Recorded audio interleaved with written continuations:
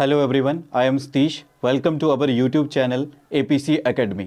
आज हम इस वीडियो लेक्चर में डिस्कस करेंगे एचएस 2025 के लिए important topic zamindari system, ryotwari system और महलवाड़ी सिस्टम के बारे में। बेसिकली इस टॉपिक को नाम दिया जाता है land revenue system during the British time period. चलिए शुरू करते हैं important and interesting video lecture.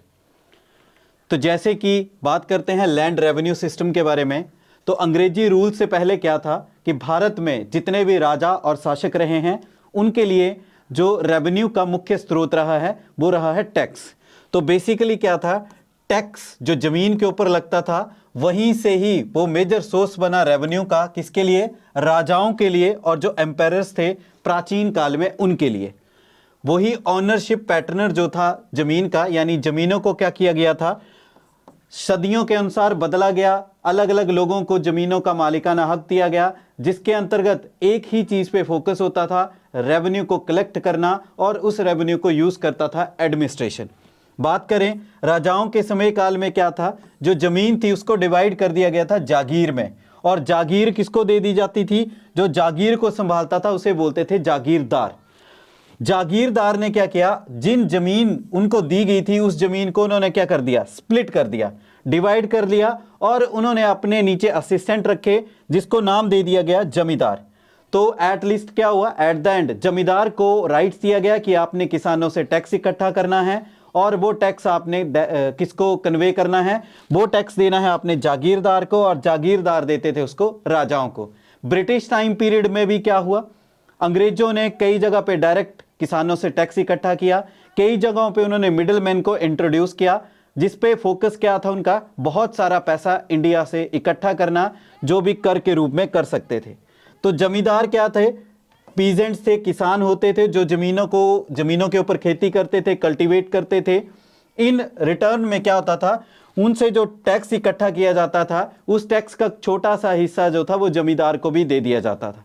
चलिए डिटेल में जानते हैं इसके बारे में। तो ब्रिटिश टाइम पीरियड के समय तीन जो लैंड रेवेन्यू सिस्टम थे वो फेमस हुए थे। कौन कौन से थे? बात करें तो एक था परमानेंट सेटलमेंट सिस्टम, जो कि आपके ईस्टर्न इंडिया के एरिया में प्रिवेलेंट यानी विख्यात था। दूसरे की बात करें तो दूसरा था रियायतवारी सिस्टम, जो कि बॉम्बे और मद्रास के एरिया में फेमस था। और तीसरे सिस्टम की बात करें तो जिसका नाम था महलवाड़ी सिस्टम, जो पंजाब, यूपी और मध्य भारत के क्षेत्र में विख्यात था। चलिए डिटेल में जानते हैं। तो जैसे कि हमने देखा, लैंड रेवेन्यू का सिस्टम ब्रिटिश टाइम पीरियड में तीन प्रकार के थे, थ्री मेजर सिस्टम थे। अंग्रेजों ने इन तीन सिस्टम को इंट्रोड्यूस किया, किस पर्पस के लिए? रेवेन्यू के कलेक्शन के लिए, यानी बहुत सारा पैसा इन टैक्सेस के थ्रू इकट्ठा किया जाएगा, और इस टैक्स, इन तीनों सिस्टम जो पैसा आएगा वो पैसा ब्रिटेन भेजा जाता था और अंग्रेज अपनी शाही लाइफ के लिए यूज करते थे।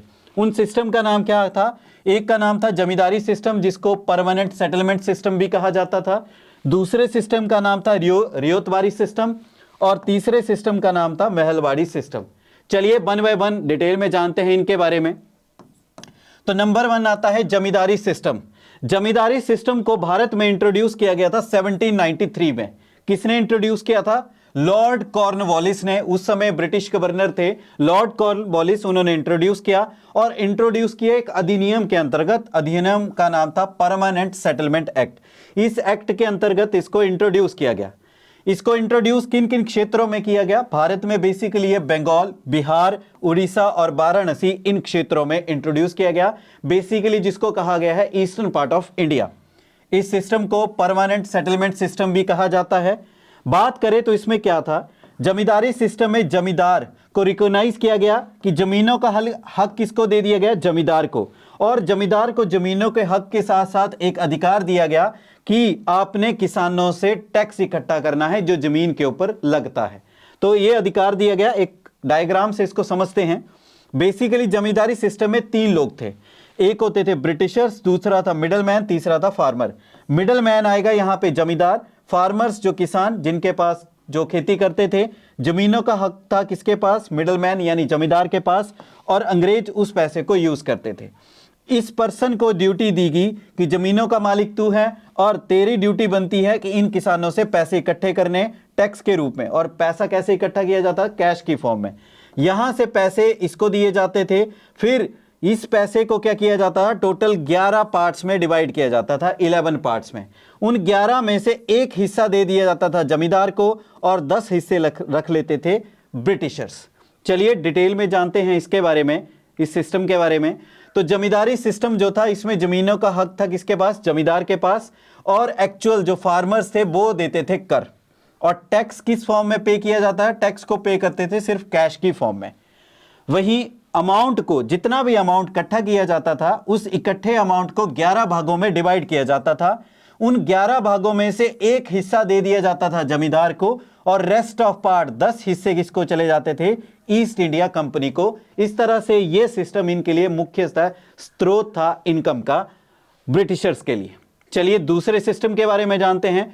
दूसरे सिस्टम का नाम है रियोतवारी सिस्टम। इस रियोतवारी सिस्टम में बेसिकली दो ही पर्सन थे, एक होते थे किसान और दूसरे होते थे ब्रिटिशर्स। यहां पे मिडल मैन को खत्म कर दिया गया। यहां पे इस एरिया में इनको नीड ही नहीं लगी कि जमींदार को जो एक बॉडी थी उसको इंट्रोड्यूस करने की नीड है।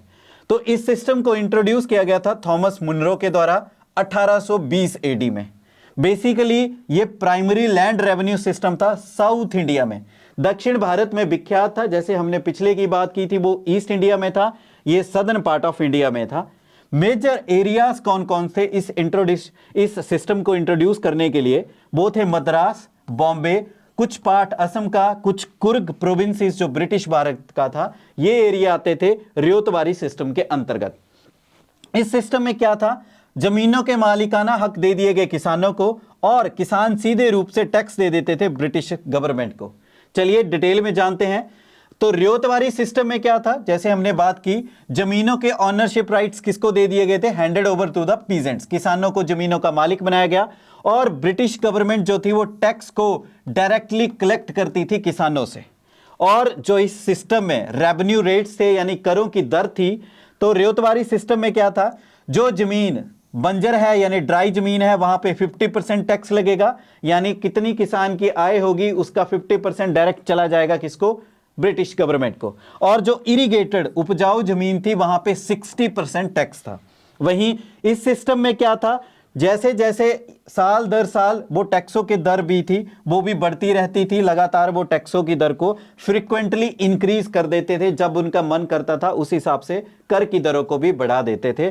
तो ये सारा सिस्टम आता था रियोतवारी सिस्टम में। इस तरह से अंग्रेजों ने बहुत सारा पैसा दक्षिण भारत का इकट्ठा किया इस सिस्टम के अंतर्गत। चलिए तीसरे सिस्टम की बात करें तो थर्ड लैंड रेवेन्यू सिस्टम है महलवाड़ी सिस्टम। महलवाड़ी सिस्टम को इस डायग्राम से समझते हैं। यहां पे फिर से 3 पर्सन इंट्रोड्यूस हुए, एक थे ब्रिटिशर्स, दूसरे थे लंबरदार, तीसरा था फार्मर। लंबरदार बेसिकली क्या था, ये एक मिडल मैन था, विलेज हेडमैन। इसको जिम्मेवारी दी गई कि पैसा इकट्ठा करना है किससे, किसानों से। पर इस केस में क्या था, जो जमीनों के मालिकाना हक थे वो किसानों के ही पास थे। ये यहां से टैक्स इकट्ठा करता था और ये पैसा दे देता था ब्रिटिशर्स को। चलिए महलवाड़ी सिस्टम को इंट्रोड्यूस किया गया पहली बार 1822 में, किसके द्वारा, जो हॉल्ट मैकेंजी थे उनके द्वारा। पर उस समय यह सिस्टम चल नहीं पाया, उस तरह से एफिशिएंटली ये वर्क नहीं कर पाया अंग्रेजी सरकार के लिए। तो उन्होंने कुछ टाइम का पॉज लिया और बाद में इस सिस्टम को रिफॉर्म किया गया, यानी इसमें सुधार किए गए किसके द्वारा, लॉर्ड विलियम बेंटिक के द्वारा। और विलियम बेंटिक ने इस सिस्टम को 1833 में फिर से री इंट्रोड्यूस किया। यह लैंड रेवेन्यू सिस्टम प्राइमरली कहां पे फोकस था, नॉर्थ वेस्ट इंडिया पे, जो भारत का उत्तर पश्चिमी इलाका था वहां पे इसको फोकस किया गया। एरियाज कौन कौन से थे जहां पे महलवाड़ी सिस्टम चला, सेंट्रल प्रोविंस जिसको मध्य भारत कहते हैं, नॉर्थ वेस्टर्न फ्रंटियर जो आज की डेट में पाकिस्तान वाला एरिया है वहां पर, आगरा पंजाब का एरिया, और गंगा वैली के पास का जो एरिया था वो सारे पोर्शन इस सिस्टम के अंतर्गत आ गए। चलिए जानते हैं इस सिस्टम के बारे में। तो इस सिस्टम में क्या था, जमीन को डिवाइड कर दिया गया महाल्स में, और एक महाल जो था बेसिकली एक या एक से अधिक गांव से मिलकर बनाया गया। जमीन को किस में डिवाइड कर दिया गया, महाल्स में। और एक महाल में क्या होता था, अगर कोई बहुत बड़ा गांव है तो एक सिंगल महाल बन जाता था एक गांव का, या छोटे छोटे गांव का मिला के बना देते थे एक महाल। और जो एंटायर विलेज यानी महाल था उसको कंसीडर किया जाता था सिंगल यूनिट, यानी टैक्स इकट्ठा किया जाता था महाल के हिसाब से। इसी वजह से इस सिस्टम का नाम पड़ा था महलवाड़ी सिस्टम। तो विलेज जो हेडमैन था यानी गांव का मुखिया जो था, जो विलेज कमेटी होती थी, उस विलेज हेडमैन जिसको लंबरदार बोला था, उसको रिस्पॉन्सिबिलिटी दी गई कि भाई टैक्स इकट्ठा करके लाना है। यहां पे देखें तो ये था वो लंबरदार, विलेज हेडमैन। ये पैसा इकट्ठा करके लाता था किसानों से और हैंड ओवर कर देता था ब्रिटिश गवर्नमेंट को। पर इंटरेस्टिंग चीज क्या है, ऑनरशिप राइट। यहां पे जमीनों के मालिकाना हक किसको दे दिए गए थे, किसानों को। किसानों को खुश करने के लिए बोल दिया कि जमीनों के मालिक कौन है, आप। पर जब ये किसान टैक्स नहीं दे पाते थे तो इनकी जमीनों पे कब्जा डायरेक्टली किया जाता था। वहीं टैक्स के रेट इसमें बहुत ही ज्यादा हाई थे। महलवाड़ी सिस्टम में बहुत सारे ऐसे प्रोविजन देखे गए हैं जो मिक्स है किसका, जमींदारी सिस्टम का और रियोतवारी सिस्टम का। तो महलवाड़ी सिस्टम, दोनों इन सिस्टम को मिक्स करके ही बनाया गया है।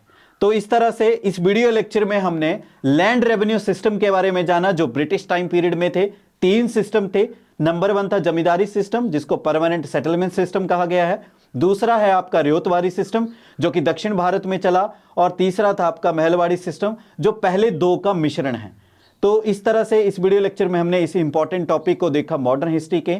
अगर आप भी एचएस की तैयारी करना चाहते हैं, जुड़िए हमारे प्लेटफॉर्म एपीसी एकेडमी के साथ। बहुत ही जल्द एचएस 2025 के लिए हम बैच स्टार्ट करने जा रहे हैं। Thank you, have a nice day.